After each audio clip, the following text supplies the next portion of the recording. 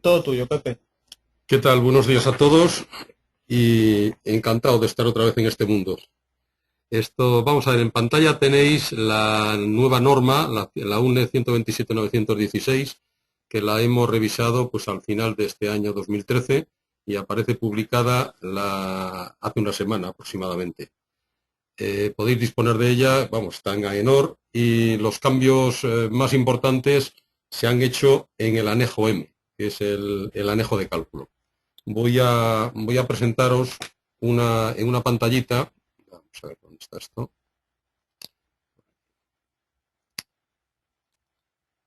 Ahí tenéis un pequeño resumen de los cambios que hay en el anejo M respecto al anterior. Yo creo que la anterior la conocéis todos los que estáis relacionados con este sector y no hace falta hablar mucho de ella. Los cambios más importantes son eso. El método de cálculo se limita para una altura superior a 0,5 metros. Cuando la altura es inferior a 0,5 metros, no cabe hablar de reparto de cargas ni nada por el estilo y hay que acudir al cálculo directo, a la distribución de cargas desde superficie y al cálculo directo. Luego los efectos sobre la clave del tubo y sobre la base no tienen nada que ver con lo que dice la teoría. No sé si sabéis, supongo que sí, que por ejemplo todos los temas relacionados con los cálculos de cargas móviles, en los tubos la reacción se produce a 3/4 de profundidad del tubo. Esto tiene sentido cuando estás hablando de un tubo que va a 1 metro, 1,5 metros y el tubo tiene 60 centímetros. Pero cuando tienes un tubo de 2,5 metros a 30 centímetros de la superficie, realmente quien está sufriendo es la clave del tubo. Y debido a esto, precisamente, la IAP y las cargas ferroviarias, carga de tráfico ferroviario, se han metido a nivel de clave. Y para compensar este efecto negativo, hemos metido las envolventes en superficie. O sea, por un lado, disminuimos la carga que le puede llegar al meter las envolventes en superficie y por otro lado, el efecto lo estamos metiendo a nivel de clave, que es más perjudicial que meterlo a 3/4 del diámetro, en la profundidad de 3/4 del diámetro. En la carga de tráfico de carreteras se quita, en la norma hablo, el carro de 60 toneladas y se mete la IAP 2011, que está vigente ya, ¿no? Y lo que antes os comentaba, para el cálculo de la IAP 2011, igual que para la del tráfico ferroviario, se ha metido el reparto por envolventes en la clave del tubo, que está inspirado en el párrafo que podéis encontrar en la instrucción del Torroja. Es un párrafo que habla de que la cohesión del terreno permite hacer esto, permite hacer que las cargas en superficie se repartan en profundidad por envolventes. Esto es una simplificación muy importante. A nivel de cálculo es tremendamente importante y luego no tenemos saltos. O sea, cuando hacemos el reparto de cargas por cargas individuales y vamos viendo los puntos donde se van solapando, pues hay determinados puntos donde la carga pasa de tener un valor pequeño a tener un valor más alto, cuando teóricamente, a medida que vamos actuando en profundidad, la carga pues se va repartiendo más y debe tener una continuidad. Esto hay quien lo discute, pero vamos, el que os lo discuta pues os obligará a hacer el cálculo con solapes de cargas parciales. El siguiente punto que os pongo ahí es que la norma recoge tablas de cálculo. Esto es para facilitarlo. Si no queréis utilizar las tablas y queréis entrar directamente, pues serán los valores para hacerlo directamente. En las cargas de tráfico ferroviario se han quitado las fórmulas anteriores, que realmente era una fórmula de una vía que se multiplicaba por el número de vías, y se han metido el reparto por envolventes, como os he comentado. Se han cambiado los coeficientes de impacto. Los coeficientes de impacto se han metido en base a la IAPF, creo que es la del 2008, la vigente, y se han metido con las 3 velocidades, más de 200, bueno, luego lo veremos en el programa porque probablemente me estoy confundiendo. En vehículos extraviales se hace referencia a ello simplemente y el criterio que se marca para su cálculo es el de cargas por envolventes, igual que el anterior. Esto ya os digo, simplifica un montón, pero vamos, yo entiendo que es la realidad y así se debe recoger. Tenemos malas experiencias con los vehículos extraviales en las obras con recubrimientos bajos y es precisamente por utilizar criterios demasiado poco conservadores, o sea, de meter las cargas a los 3/4 de profundidad cuando realmente es en la superficie donde se producen estos. Y encima con compactaciones bajas, ¿no?, en las obras. En el punto M414, que es el de la carga, de las cargas puntuales, ahí se ha corregido una errata en la fórmula, que me parece que faltaba un pi en el denominador. O sea, es una errata que llevamos arrastrando 20 años y no la habíamos visto nunca nadie, ¿no? Y luego el último tema es el tema de los factores de apoyo. Se mantienen los factores de apoyo tradicionales, que entiendo que han ido bien, no se han modificado los valores de estos factores de apoyo, pero en cambio se da cabida a los estándar. ¿Qué son los factores de apoyo estándar? Pues son unos que han desarrollado en Estados Unidos ya hace tiempo y están muy relacionados con el tema de las compactaciones en la parte inferior del tubo, o sea, debajo del tubo, en la cimentación del tubo y en los laterales. Esto, para mí, es ciencia ficción. Hablar en obra de que vas a dejar justo en la parte inferior del tubo una zona poco compactada, yo en mi vida no lo he visto. En cualquier caso, se da cabida a ellos porque hay gente que considera que se pueden aplicar, que si en Estados Unidos se están utilizando hace tiempo, pues aquí también cabe la posibilidad de ir aplicándolos, pero entiendo que para próximos desarrollos, pues a lo mejor podemos hacer algo. De momento, yo lo veo bastante verde. Lo que también se meten son distintas frases donde se clarifican los criterios de uso y limitaciones en el apoyo directo. En concreto, se viene a decir que el apoyo directo pues, no se puede utilizar sobre hormigón, pero así de claro, que es algo tan claro, pero que la gente sigue utilizando, sigue aplicando y encima lo entiende como una mejora.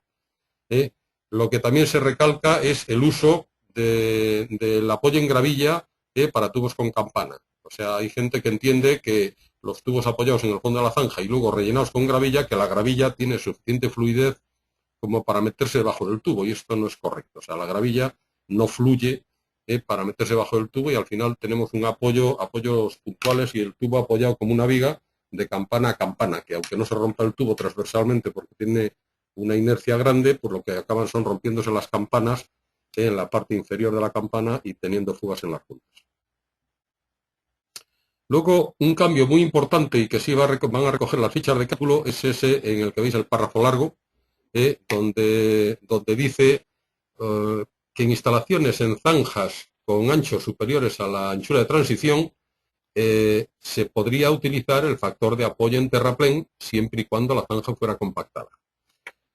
Vamos a ver, la teoría hasta ahora lo que decía es que en zanjas no se puede contar con la compactación lateral para considerar el factor de apoyo en terraplén. Empiezo un poquito más atrás. El factor de apoyo en terraplén considera el empuje lateral como una mejora porque lo que hace es reducir los momentos de ovalización sobre el tubo. Una carga horizontal lo que hace es compensar, o sea, produce momentos negativos en la clave y en la base y compensa las cargas de relleno. Entonces, esto hasta ahora, ¿cuándo se puede utilizar? La teoría nos decía que cuando tenemos un terraplén, pues como el terraplén lateralmente se compacta, pues podíamos contar con él y podíamos hacer unos cálculos con unos factores de apoyo mejorados. En esta norma lo que se viene a decir es que cuando superemos la anchura de transición, podremos considerar, a nuestro criterio, que los factores de apoyo a utilizar pueden ser los de terraplén, que mejoran a los factores de apoyo en zanja. Eso es, o sea, tenemos situación de zanja, que es un extremo, situación de terraplén, que es otro extremo. Estoy hablando de factores de apoyo. Y luego considera la norma una zona de transición entre los factores de apoyo en zanja y los factores de apoyo en terraplén. Y lo que hace es una interpolación entre un valor y el otro. ¿Cuándo se considera esto? Pues cuando tengamos la garantía de que tenemos un ancho suficiente para que la compactación funcione y cuando tengamos la garantía de que esa compactación se ejecuta. O sea, no solamente tenemos que tener el ancho, sino ejecutar la compactación. Entonces veréis en las fichas que da las 3 opciones de cálculo para zanja y para zanja terraplenada y luego pues el que calcule pues tiene la opción de decir pues considero esta, considera lo otro. Para poder calcular los factores de apoyo en terraplén, en situaciones de zanja, hemos tenido que definir unos valores de n, nu, nu y mu. La n, la u y la nu, esa que aparecen por ahí. Luego os enseñaré un cuadrito con lo que se ha definido que aparecen en la norma. Estos los hemos hecho pues a base de integrar la ecuación y luego pues resolver una ecuación súper complicada, logarítmica y tal, que lo hemos hecho pues a través de unas tablas en una hoja de cálculo y hemos llegado a estos valores, pues ahí aparecen los valores directamente. Luego os lo cuento con más detalle. Se han metido también los factores de apoyo para cálculo de ovoides. Esto no estaba recogido en ninguna norma anteriormente y aparece un apartado con estos factores de apoyo. Y por último, los cambios que hay en los factores de apoyo es que en los tubos de Inca se ha pasado el factor de apoyo de 1,5 a 1,9. Cuando se hizo la norma anterior, ya en el año 2004, me parece que fue, en el 2003, ya sabíamos que la ACPA, que son la Asociación Americana de Tubos de Hormigón, utilizaba 1,9 y 3. 1,9 para incas normales y 3 para incas en las que posteriormente, o sea, después de la inca, se rellena el hueco entre el tubo y el túnel. Nosotros, pues, como era la primera vez que metíamos esto en una norma, y además se metían las fórmulas de las cargas que actuaban sobre el tubo, el tema de las cohesiones y demás, nos dio miedo meter el 1,9 y metimos el 1,5. La experiencia que hemos tenido estos años yo creo que ha sido positiva. Realmente, tubos de Inca por aplastamiento no hay roturas. Yo no conozco roturas ni conozco grandes incidencias y el 1,9 considero que sigue siendo un factor bastante conservador. De hecho, ya había gente que lo estaba utilizando. Bueno, pues estos son más o menos los cambios más importantes que tenemos en el anejo M. Y paso a contaros un poco lo que llamamos programa de cálculo, que como os decía Alejandro, son fichas de cálculo. El programa de cálculo lo hemos desarrollado. Se ha hecho en Andece una hoja Excel que es tremenda, con un montón de fórmulas y demás. Esta hoja se la pasamos a una empresa de informática y lo que ha hecho ha sido unas fichas de cálculo en PDF. Son cómodas, sencillas de utilizar y fáciles de programar. El sistema es distinto del que teníamos anteriormente, en el programa que quizás era muy sencillo de manejar para la gente que desconocía esto, pero pues dejaba en el aire alguna cosa. En las fichas pues veréis también que faltan cosillas que a mí alguno de vosotros ya me habéis comentado.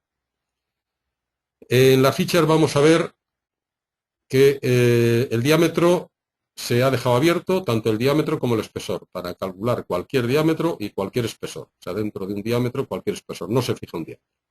En el tráfico de carretera, como antes os he comentado, como la norma lo ha metido, se añade la IAP 2011, pero hemos mantenido en las fichas el carro de 60 toneladas, que es bastante popular entre los calculistas y ahí está. O sea, que si alguna vez hace falta, pues ahí se mete. Y se pone la opción ninguno. En todos los tráficos metemos la opción ninguno, porque no siempre son, o sea, no todos los tráficos no se dan a la vez, lógicamente, ¿no? Cuando tenemos tráfico ferroviario, no tenemos tráfico carretero. En el tráfico ferroviario hemos metido 3 opciones, ninguna vía, una vía, 2 vías y 3 vías, con el criterio envolvente que os he comentado. Y se introducen también los 3 entornos de velocidad, que luego veremos. Los 3 entornos de velocidad, que son los de la IAP. Esos son, básicamente los cambios que hay. Y luego, pues hemos elaborado una pequeña guía de usuario del programa de cálculo que os haremos llegar desde Andece si nos la solicitáis, o la colgaremos en la página de Andece, pues para que la tengáis. Y más o menos viene a decir esto mismo que os estoy contando. El paso ya a comentar un poco cómo es el programa de cálculo antes de que nos metamos a hacer algún ejemplo. El programa tiene 5 apartados, que son los 5 tipos de instalación, que es la zanja tradicional, el terraplén, la zanja terraplenada, la zanja inducida y el tubo de Inca. Estos son los cinco apartados, o sea, las 5 fichas que van con el tipo de colocación. Los datos a introducir en cada caso, luego lo veremos en el programa, están ahí. Ahí os he puesto la relación de todos ellos. Aunque luego en el programa os enseñaré un truquillo para destacar los datos que hay que se pueden meter y los que no se pueden meter. Pero vamos, básicamente son el diámetro, el espesor del tubo, la altura de relleno, el ancho de zanja a la altura de la clave del tubo, esto es importante, no es el ancho abajo, esto lo sabemos todos. El tipo de apoyo, en el tipo de apoyo no se mete el factor de apoyo, se mete el tipo de apoyo, luego lo veremos también. La carga puntual y la distancia al tubo, la carga distribuida en superficie, cuando exista, el tipo de terreno, cargas de tráfico, el tipo de base y el talud de la zanja. Veréis, el tema del talud de la zanja es un tema un poco controvertido. Para lo único que sirve es para calcular el ancho mínimo que deberíamos poner en la zanja en base a las recomendaciones de la 1610. Sabéis que la 1610 es la norma de instalación y de pruebas en obra de tubos y nos da unas recomendaciones de instalación. No sirve para nada más, no sirve para cálculo, sirve solamente para sacar en las fichas de cálculo un cuadrito donde nos dice que el ancho mínimo recomendable o el ancho mínimo en base a la 1610 pues es el valor que allí se define. Luego, para la colocación en terraplén, esto no corre, para la colocación en terraplén, pues hay un parámetro que es importante, que es la razón de proyección, por supuesto, el diámetro interior, espesor del tubo, altura de relleno, tipo de apoyo, y luego la razón de proyección en tanto por uno respecto al diámetro exterior. O sea, es el valor nu, ese que aparece ahí, que es el H' su R dividido por D su E. Luego os enseñaré un detalle para que veáis el valor de nu cuál es. Luego, lo mismo, la carga puntual en la distancia, carga distribuida, tipo de terreno, cargas de tráfico y tipo de base. En la zanja terraplenada tenemos que meter el H segunda su R, que ahora también lo veremos en un pequeño detalle para que sepáis de qué estamos hablando, y el resto es exactamente igual. Para la zanja inducida hay que meter los valores de B sub 2 y H sub R2, que es el ancho de la zanja inducida y la altura de la zanja inducida. Esto influye para el cálculo del factor de apoyo. Y luego, lo mismo, el H' sub R partido por D sub E, que es el nu de antes, para el caso de, porque hace el cálculo en zanja inducida y el cálculo en terraplén. Entonces necesita también ese dato. Y luego, para la colocación en Inca, pues es por los datos normales. Diámetro, espesor, altura de relleno, factor de apoyo, carga, distancia, tipo de terreno, la cohesión a considerar en el cálculo, que esto, la norma da una serie de recomendaciones y da un valor para cuando no se conoce, que es en la inmensa mayoría de los casos, pues me parece que da un valor de 0,2 y ya está. Y luego el coeficiente de rozamiento interno del terreno, o sea, el terreno contra el tubo, que influye en el cálculo de la longitud de la longitud a Inca. Veréis que aparece un apartado que es el tipo de unión, porque en principio se había puesto unión con virola y unión a medio espesor. Al final hemos optado por dejar solamente la unión con virola, porque complicaba demasiado el cálculo y aquí en España la unión a medio espesor yo no conozco a nadie que la haga. Si se hace, pues es ir al anejo y calcularlo allí. El cálculo es súper sencillo. Además, en los anejos hemos optado por el criterio americano de poner fórmulas sencillas en lugar de por el criterio alemán, que es bastante más complicado. Hay que definir el diámetro en la zona de la unión para calcular la sección frontal del tubo para ver la fuerza máxima de empuje y luego el tipo de empuje, si es con unión cerrada, conjunta cerrada o conjunta abierta. La unión conjunta abierta es complicada y vamos, yo soy partidario de cuando se da el dato de la carga máxima de empuje, darla siempre para cuando cuando estemos en el borde del núcleo central, o sea, cuando trabajamos en compresión siempre. O sea, no conjunta abierta, sino siempre conjunta cerrada. Es un dato que es común para todos y además que es objetivo, no depende de ningún criterio. Y yo creo que eso es el valor de comparación de unos tubos con otros. La resistencia a compresión y esto de la distancia de la fuerza de empuje, esto es para el tema de la junta abierta. Y luego hay un tema que nunca hemos considerado, que es el coeficiente de seguridad para la fuerza máxima de empuje. En la norma anterior me parece que metíamos, esto yo creo que ni se trataba. En la norma nueva se ha metido, pero realmente lo que se considera es un valor 1, porque ya, bajo mi punto de vista, ya se minimiza suficiente el valor de la resistencia a compresión del hormigón como para que encima le metamos ahí un coeficiente adicional. Realmente estamos trabajando con el 30% en la fórmula, con el 30% del FCK. O sea que yo entiendo que no habría que meter ahí coeficiente adicional. En cualquier caso, si alguien lo quiere meter, pues ahí está, por ahí está metido. Y bueno, luego veréis en las fichas que para proceder al cálculo se meten los datos y hay que pulsar siempre la tecla calcular. Esta tecla hay que pulsarla porque lo que hace es actualizar todos los datos, refrescar la pantalla. Y luego los resultados que salen, pues para zanja y zanja terraplenada, pues aparecen la carga, el valor de la carga mínima de rotura y la carga mínima de fisuración y las clases resistentes. Las cargas, o sea, cuando estamos hablando de zanjas y zanjas terraplenadas, la carga en zanja y en zanja progresiva es la misma. Y luego aparece el valor de la carga en terraplén. Lo que varía de zanja a zanja progresiva es el factor de apoyo, pero no la carga. Lo que las fichas definen como carga mínima, tanto en rotura como fisuración, son los que en la norma creo que llamábamos carga de comparación, que es la carga que hay que comparar con los valores de las clases resistentes para ver en qué clase resistente nos metemos. Y luego, en las clases resistentes que aparecen en los resultados, aparecen las tipo A y las tipo E. En el terraplén aparece solamente la condición de terraplén, porque aquí no cabe hablar de zanjas progresivas ni nada de esto, y aparece pues lo mismo, carga mínima de rotura y carga mínima de fisuración. Aparece la de rotura y la de fisuración porque en la de rotura lo compara con la clasificación europea, con la tipo E, y la de fisuración con la clasificación americana. Lo compara con la carga de fisuración. En la zanja inducida, pues es como aparecen las condiciones de zanja inducida o terraplén, o sea, son las dos opciones, y aparece la carga mínima de rotura para los dos casos y la carga de fisuración también para los dos casos y las clases resistentes. Y para los tubos de Inca aparece la carga total, la carga mínima de rotura, la carga mínima de fisuración y la clase resistente. En los valores intermedios aparecen también en el tubo de Inca las longitudes máximas a hincar. Y luego, pues por último, como se han metido los criterios estos de cargas progresivas y demás, debéis tener muy claro que el que calcula, o sea, tiene que tener el criterio para definir qué carga y qué clase resistente pone en cada caso. Las fichas técnicas os van a dar la opción para imprimir solamente las clases resistentes que consideréis que debéis poner. Luego lo veremos también.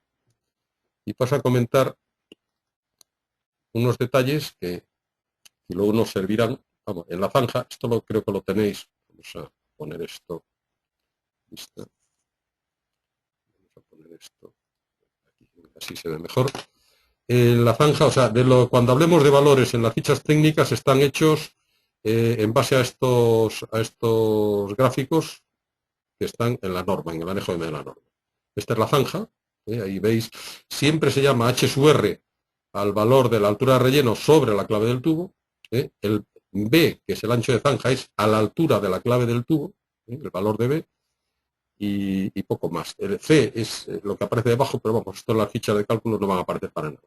En terraplén, ahí tenéis la definición del NU, que es la razón de proyección.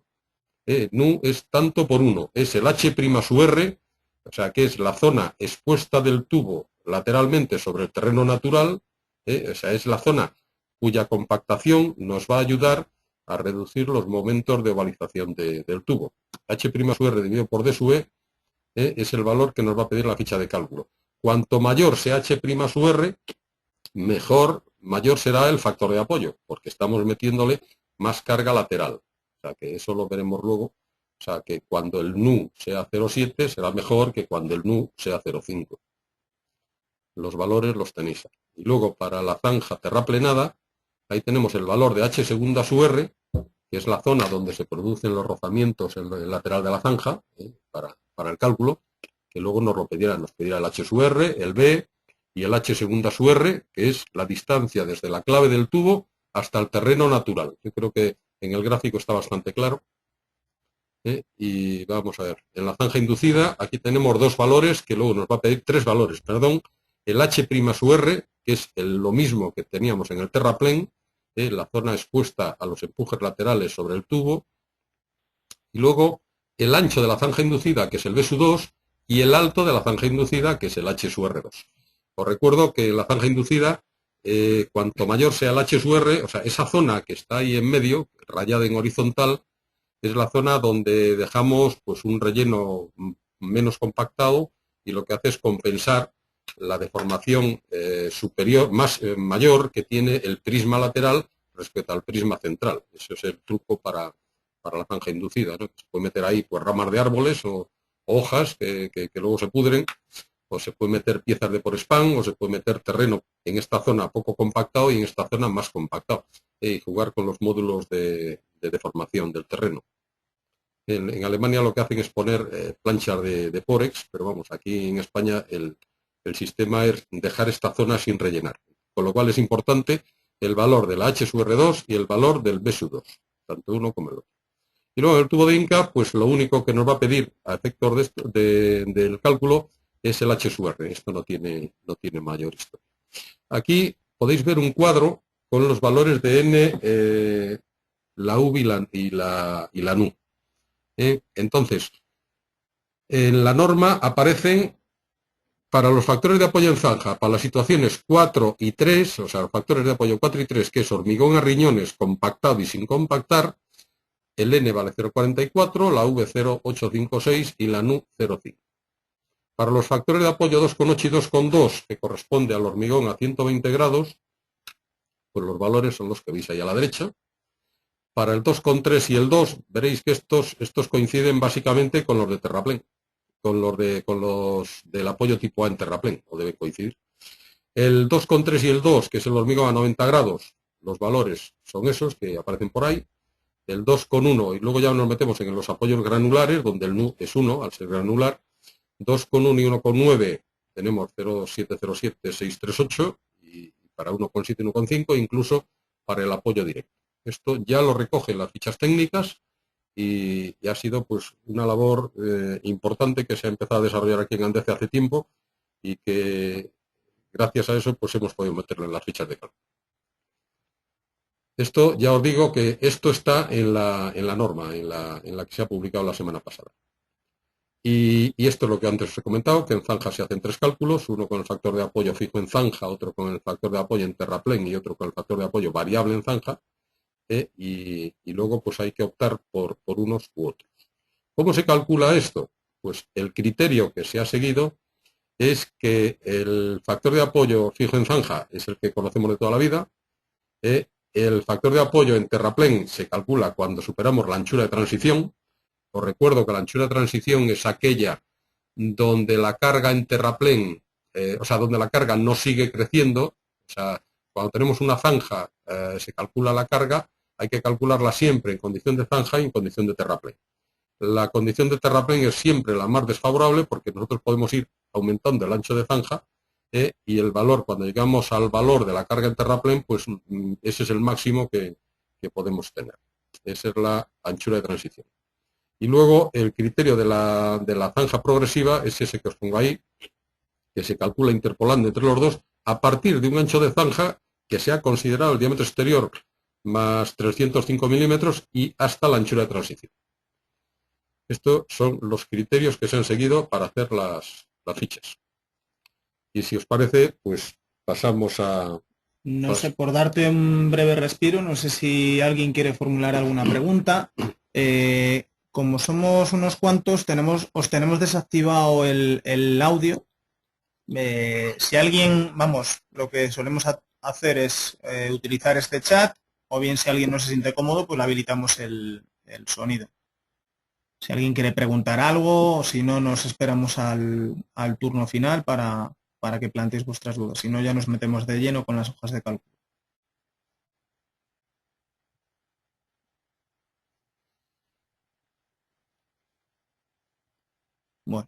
Bueno, pasamos entonces. Nadie dice nada, parece que está todo entendido. Al final tendremos un turno de preguntas y... Sí. Bueno,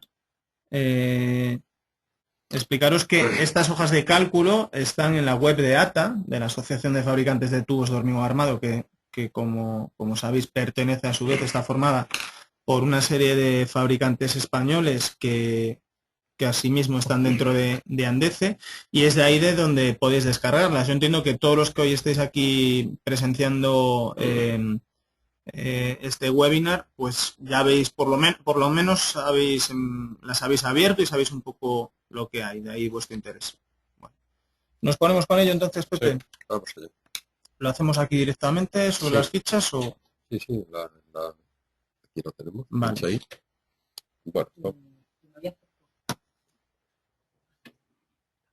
Bueno, vamos a pinchar, vamos a hacer un ejemplo, vamos a ir por orden, vamos a pinchar en zanja y aquí tenemos que meter la clave de acceso, que como sabéis casi todos o todos es ATA, En mayúscula. ATA 2013. Se mete la clave de acceso y entramos directamente a la ficha. Ahí tenéis la ficha y ya está. Entonces vamos a ver, la ficha está dividida en 3 partes. La parte de la izquierda son los datos que hay que meter. La parte central son los cálculos intermedios y la parte de la derecha es donde aparecen los resultados. Lo que antes os comentaba, si pinchamos aquí donde veis el apartado resaltar campos, os fijaréis que cambia de blanco a azul aquellos campos donde hay que introducir los datos de entrada. Ahí lo tenemos en blanco, ahí lo tenemos en azul, más marcado. Entonces lo dejamos ahí en blanco y ya está. Datos a introducir, como antes os comentaba, el diámetro interior, yo ahí he metido un dato, diámetro 600, el espesor, 75 milímetros, o sea, esto se mete en milímetros, la altura de relleno, ahí está en metros, 2,5 metros, ancho de zanja, el valor que consideréis y que haya que meter, y aquí metemos el tema del apoyo. Vamos a cambiar algún valor, pues para que veáis cómo se cambia. Aquí en lugar de 2,5, si ponemos 3, pues ya está. No hace nada mientras no pinchamos la tecla calcular. Cuando damos a calcular, rehace todos los cálculos. Aquí volvemos a tomar. Esto va con punto, no va con coma. Es 2,5, funciona con el punto. El ancho de zanja es un dato a meter, este que veis aquí en blanco. Lo que antes os comentaba, el ancho mínimo de zanja, ahora cuando metamos el talud veréis que se modifica, porque lo hace en base a la UNE, la 1610, lo que antes os decía. Y aquí en el factor de apoyo, donde hay que meterlo es aquí en el 4. Y aquí aparece un desplegable que aparecen los factores de apoyo que aparecen en la norma en zanja, que son los 6 de hormigón y los 4 granulares y el factor de apoyo directo. Y el factor de apoyo directo que aparece abajo. Entonces, una vez que se pincha aquí, pinchamos cualquiera, un hormigón compactado a 120 grados. Entonces, no ha cambiado el factor de apoyo, ¿lo veis? Pinchamos en calcular y ya sí aparece el factor de apoyo del 2,8. O sea que hay que pinchar calcular cuando queramos que haga algo. El siguiente dato a meter es la carga puntual, valor de la carga en toneladas y la distancia del tubo a la posición de la carga, distancia en horizontal, lo tenéis definido también en la norma como es. La carga distribuida va en tonelada al metro cuadrado, la anterior va en toneladas y en metros. Ojo que las unidades aquí están mezcladas. El siguiente punto es el tipo de terreno.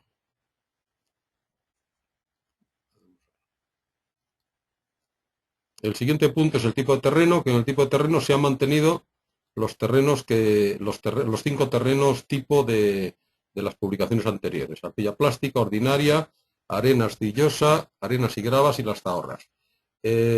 A menos que os lo definan en obra, mi opinión y mi consejo es que metáis siempre el tipo intermedio, es la de equivocarse menos, porque la gente normalmente pues, no lo conoce. Ya por aquí. Bueno, ahí vamos bajando.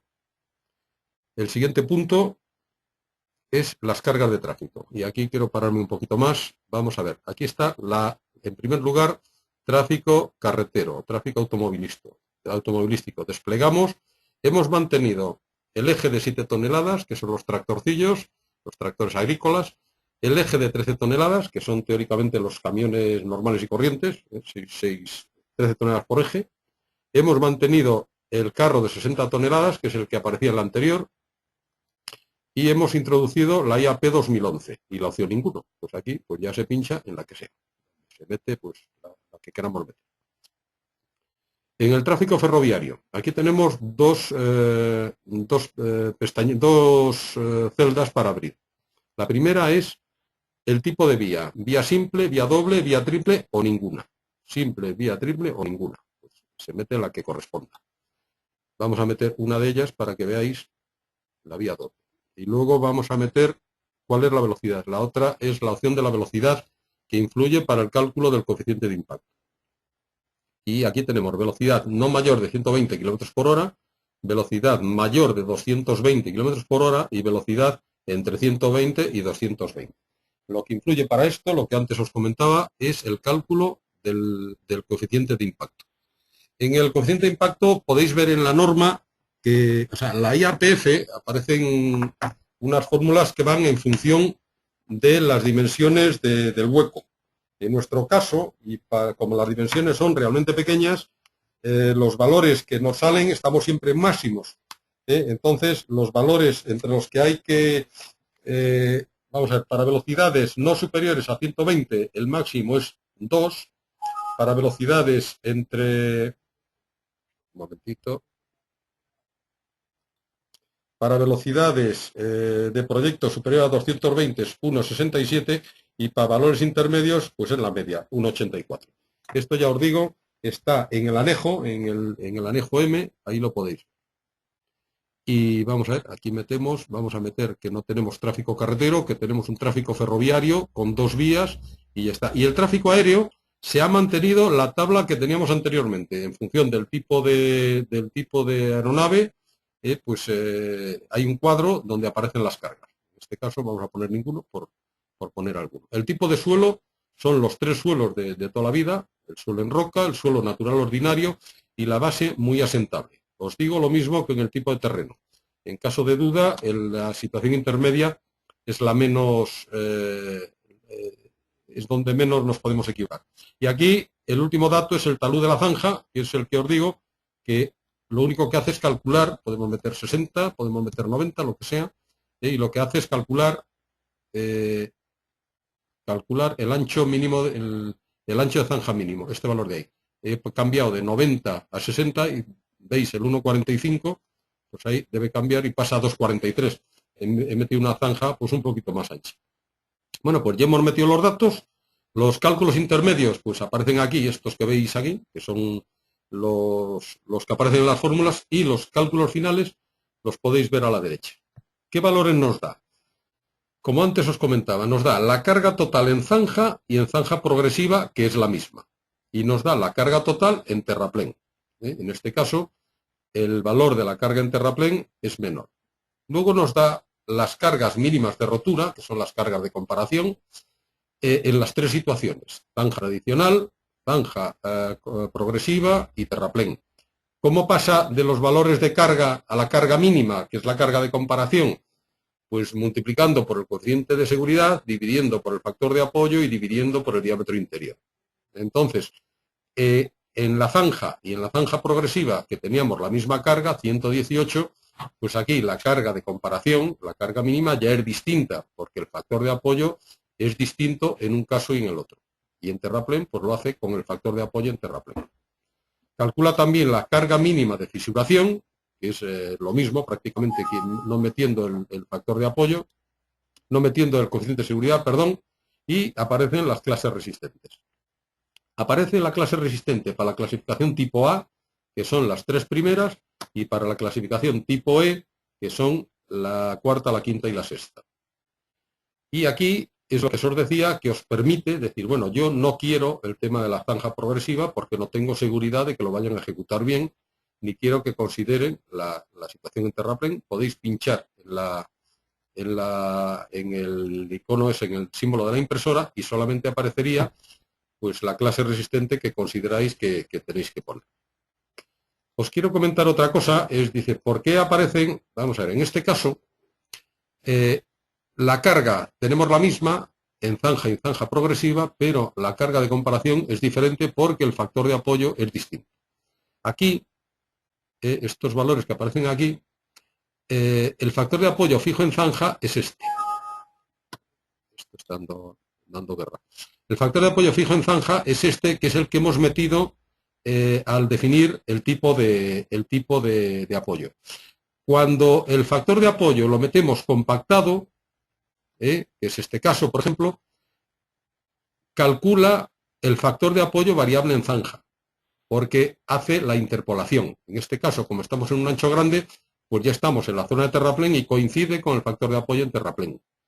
Si metiéramos un ancho más bajo, aquí metemos 1.5, por ejemplo, y teóricamente pues debe salir. Y aquí sigue saliendo todavía por encima. Vamos a meter 1 metro. Y aquí ya aparece un valor menor. Aquí aparece, o sea, cuando el ancho no supera el valor del 305, aquel que hemos comentado, lo que hace es igualar el factor de apoyo variable en zanja al valor de apoyo fijo en zanja. Esto es jugar con ello y ver a partir de qué valor cambia, ¿no? Vamos a meter el 1,2 y aquí ya nos aparecen los tres valores distintos. El valor de fijo, el factor de apoyo fijo en zanja 2,8, el factor de apoyo en condición de terraplén 4,01 y el factor de apoyo variable en zanja 3,25. Con lo cual, aquí en los valores de los cálculos finales, la carga es la misma para zanja y zanja progresiva, pero es la misma para zanja y zanja progresiva, pero los valores de la carga de comparación han adoptado valores distintos. Otra cosa que quiero que veáis también, vamos a ver este caso, aquí hemos metido un factor de apoyo compactado. Otra cosa que hace la ficha es que si metemos un factor de apoyo sin compactar, el factor de apoyo variable en zanja, este que veis aquí, veréis que coincide con el factor de apoyo fijo en zanja. Ahí hemos metido 2,2 y aquí aparece 2,2. O sea que solamente hace el cálculo del factor de apoyo variable en zanja cuando tenemos un ancho suficiente y cuando tenemos un factor de apoyo compactado, o sea, cuando tenemos la compactación ahí. Y esto es un poco lo que hay que ver del tema del cálculo en zanja. Vamos a pasar a otra. Esto os permite guardarlo, pero vamos, ya jugaréis con él. Vamos a pasar a la zanja terraplenada, por ejemplo. Es otro caso. Tenemos que meter nuevamente, está activado lo de mayúsculas. Metemos la contraseña y cargamos la ficha. Bueno, para zanja terraplenada los valores de entrada son exactamente los mismos y lo que hay que meter como valor nuevo es el H segunda su R, este valor de aquí. Con este valor de aquí, el resto es exactamente igual. Creo que es lo único que cambia respecto al anterior. Tema de puntuales, tema de cargas de tráfico, tema del tipo de base y todo. O sea, lo único que cambia es el valor de aquí, el H segunda su R, que influye en el cálculo del factor de apoyo también. O sea, esto es exactamente igual, con lo cual yo creo que no vale la pena pararse más. Los cálculos finales son exactamente igual a los que hemos visto para las zanjas. Aparecen 6 valores. Aparecen ahí 6 valores. Pasamos. Vamos a pasar al terraplén.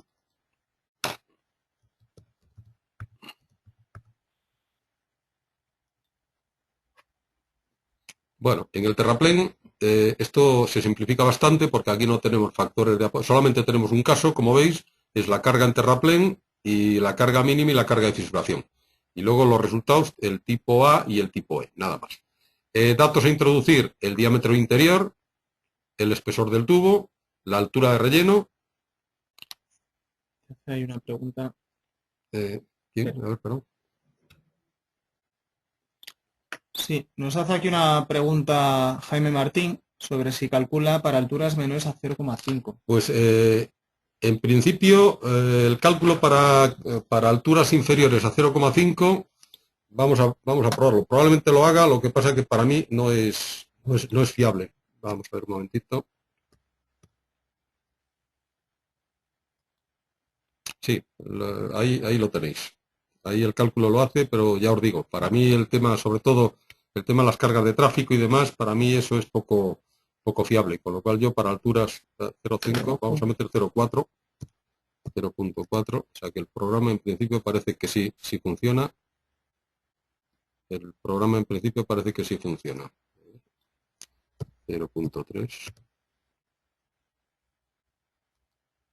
Sí, el programa, la ficha sí funciona, pero vamos, el anejo te dice claramente que las fórmulas de reparto de carga son válidas a partir de 0,5.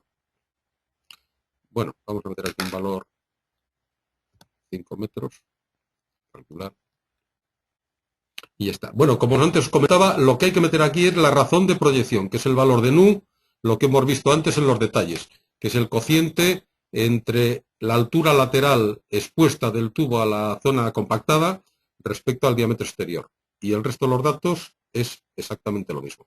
En el tipo de apoyo aparecen solamente los 4 tipos de apoyo, A, B, C y D, ¿eh? y nada más. Esto no tiene más historia. El cálculo es el de siempre y lo que aparece aquí pues es, como os digo, solamente un resultado. Aquí no cabe hablar de zanjas progresivas ni de nada de esto. Y vamos a pasar a la zanja inducida. Zanja inducida. 2013. La zanja inducida pues es lo mismo. Aquí vuelven a aparecer los resultados estos. Aquí aparecen solamente 4 resultados, porque es la zanja inducida y el cálculo en terraplén. No cabe calcular en zanja. Los datos son iguales, hay que meter el ancho de la zanja inducida, que es el B2, que aparece ahí, también en el detallito este pequeño, el B2, el H su R2, también hay que ponerlo, y aparecerá el nu por algún lado, que no lo encuentro. ¿Dónde está por aquí el nu? Ah, sí, la altura del... este es, ¿no? El valor este, el 0,5. Altura del plano de clave del tubo sobre la base del terraplén. También en tanto por 1. Es este valor que aparece por aquí, el 0,5. Se meten los datos igual. Para la zanja inducida, normalmente el ancho, el B sub 2, es igual al diámetro exterior del tubo. Y lo que se varía es el H sub R2. Esta es la zanja inducida habitual. Y con esto los resultados pues son los que veis ahí. Esto es que no tiene más. Es como en el caso anterior, que aparece la condición de zanja inducida y la condición de terraplén. Veréis que la condición de zanja inducida casi siempre es mejor que la condición de terraplén. Sobre todo cuando metemos la condición de terraplén, se hace la zanja inducida para reducir las cargas y mejorar el factor de apoyo. Y por último, el tema de la INCA. Después de todo lo que hemos visto hasta ahora, pues ahora es simplemente meter datos.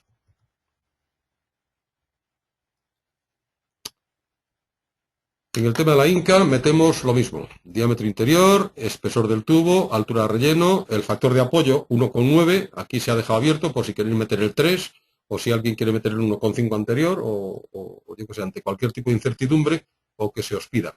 Aquí hay datos no solamente en esta zona, sino también en la zona intermedia, porque aquí no cabían todos y se ha preferido mantener la parte izquierda con el mismo formato que tenemos hasta ahora. Cargas puntuales, cargas distribuidas, el tipo de terreno, igual que siempre. El tema de la cohesión, este es un dato nuevo, que influye para la INCA. Cargas de tráfico, cuando existen. Y luego pasamos aquí a la parte central, el coeficiente de rozamiento terreno-tubo, que es el que influye en el tema de la longitud anclar. Y luego por aquí viene el tipo de junta. Veis que aparece ahí unión con virola siempre y hay que meter el diámetro exterior de la junta en el extremo macho del tubo. Si tenemos un tubo de 2000, en este caso, con 200 de espesor, el diámetro exterior es 2400, pues este diámetro pues puede ser, pues eso, 2.3, 2.35, en fin, el valor que sea. Esto influye, pues eso, en la carga, en la fuerza máxima de empuje. El tipo de angulación cerrada, que es el caso que antes comentaba, o angulación abierta. En el caso de angulación cerrada, para mí es el valor que hay que poner. La resistencia del tubo en megapascales y luego la distancia, que es para la angulación abierta, la distancia de la fuerza de empuje al centro del tubo, el valor que sea. Esto solamente para la angulación abierta. La angulación abierta no es fácil de definir este valor de 0,5. O sea, hay que entrar en la tablita, buscar a qué distancia está esta fuerza, que ya os digo, no es fácil de hacer, hay que hacerlo por la resistencia de materiales y sacar ese valor. Y luego, este es el coeficiente de seguridad para la fuerza máxima de empuje, que es lo que antes os decía, que para mí tiene poco sentido, ya que la fórmula del cálculo de la fuerza máxima de empuje lo que hace es minimizar un montón el FCK. Los resultados finales, carga sobre el tubo, carga mínima para la carga de comparación y la carga mínima para la clasificación tipo A. Y esto es todo. Vamos, aparece a la fuerza máxima de empuje, os aparecen por aquí, en estos valores de aquí intermedios, que hay que buscarlos, igual que la longitud máxima de empuje. O sea, no aparecen en los cálculos finales. Esto es algo que habrá que retocar en las próximas revisiones de la ficha. ¿Veis? Aquí aparece la fuerza máxima de empuje, ¿eh? Y aquí aparece la longitud máxima de empuje, aparecen ahí en medio, no aparecen en los resultados finales. Y esto es todo lo que tengo que contaros. Así que estoy a vuestra disposición para las preguntas que consideréis, las dudas que os haya quedado, para lo que estiméis. Un saludo a todos. Pues muchas gracias, Pepe. Abrimos, si os parece bien, el turno de preguntas, dudas que os haya podido surgir durante esta presentación, bien sobre el propio anejo M o sobre el programa. Ya digo que si estáis más cómodos en haciéndolo a viva voz, indicármelo por aquí por el chat y os activo el audio.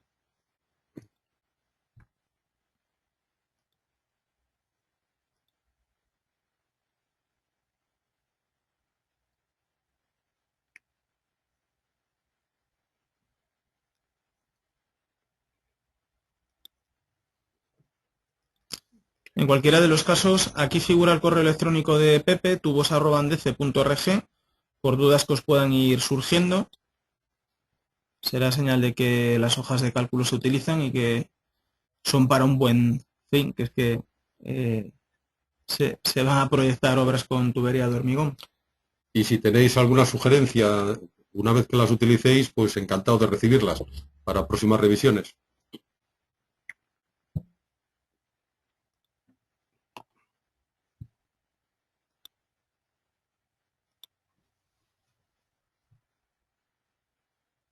Sí, pregunta aquí Alberto Serrano si las sobrecargas de uso de la IAP 98 y las de la IAP 11 si están incluidas en los cálculos. La sobrecarga de uso, me imagino que te refieres a... Vamos a ver. Sí, están incluidas. Me imagino que te refieres al 04 de la IAP 98 y al 09 de la nueva, creo que es 09, no recuerdo exactamente, pero sí, exactamente. Están incluidas ahí. En el cálculo que sale ahí están incluidas. No hay que meterlas, no hay que añadir. Sí, el 04 es del 98 y el 09 es la nueva. 09 para la primera calzada y las otras va disminuyendo. Están metidas todas. Sí, pregunta aquí Pedro Pujante si en zanja se podría repetir el criterio para definir el ancho de la zanja B en función de los factores de apoyo. Ah, sí, podía repetir el criterio. Sí,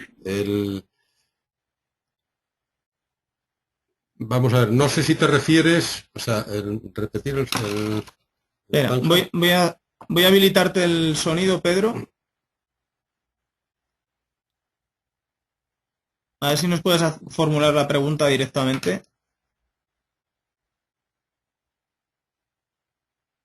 No sé si tiene receptor de audio en el equipo que estés utilizando. Pedro, ¿estás ahí? Bueno, entiendo que lo que estás preguntando es cuándo se puede utilizar un factor de apoyo u otro. El criterio, a lo mejor me dejó algo en la cartera, o sea, me dejó algo sin darte detalle, pero el criterio es el siguiente. Cuando superamos la anchura de transición, se pueden considerar los factores de apoyo de terraplén. Cuando tenemos la zanja sin compactar, hay que utilizar los factores de apoyo fijo en zanja. Cuando tenemos una zanja demasiado estrecha, hay que considerar los factores de apoyo fijo en zanja.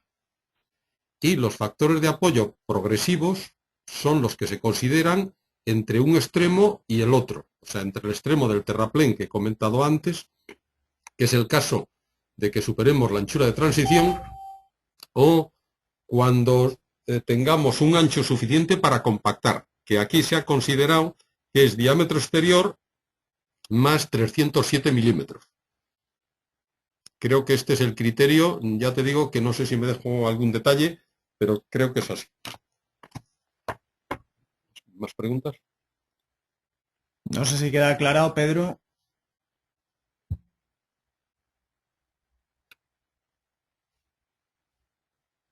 De acuerdo. Muy bien. ¿Más preguntas, dudas que tengáis?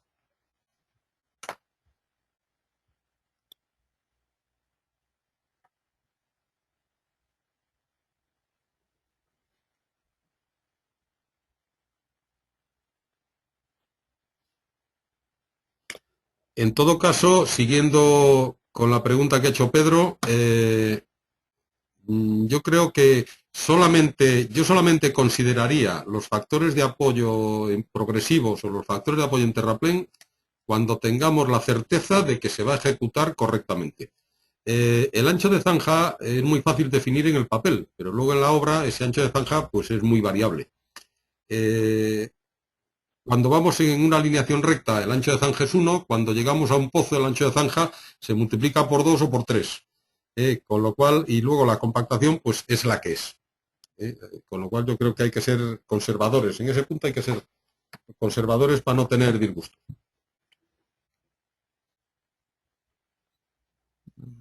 No sé si queréis formular alguna pregunta. Vamos, yo creo que la presentación que ha hecho Pepe ha estado bien resumida, ha explicado todas las funcionalidades que tiene las 5 hojas de cálculo que hemos habilitado, pero como bien dice, esto es prueba y error. A medida que se vayan utilizando, pues seguramente surja alguna cuestión que nos pueda incluso ayudar a mejorarlas, a enriquecerlas, y yo creo que eso sería un buen síntoma. En cualquiera de los casos, vuelvo a recordaros que él está a vuestra entera disposición a través del correo, cualquier duda que vaya saliendo. Aquí vuelvo a indicároslo, tubos@andc.org. Habilitaremos también, vamos a añadir también a este apartado esta guía tutorial a la cual se hacía referencia, que yo creo que todos la habéis recibido una vez habéis pedido las claves de acceso. Y también vamos a colgar esta grabación un poco para que sirva de vídeo tutorial, pues para quien lo quiera volver a visualizar o cualquier compañero vuestro en vuestras empresas que tenga interés, pues que sepa que va a tener también a disposición esta grabación. No sé si no tenéis ninguna pregunta, casi podemos dar por cerrada la presentación y bueno, agradeceros el tiempo y la molestia. Y bueno, estoy convencido, porque es lo que nos habéis manifestado en otras ocasiones, porque este tipo de comunicación, haciéndola así de manera online, pues es bastante cómoda y evidentemente os evita viajes con el coste que conlleva y vamos, de inmediato os podéis retomar vuestro quehacer diario. Pues si no tenemos nada más, agradecerle a Pepe Rodríguez la molestia. Yo creo que hemos respetado de sobra el tiempo previsto y bueno, hasta la vista a todos. Un saludo para todos. Gracias.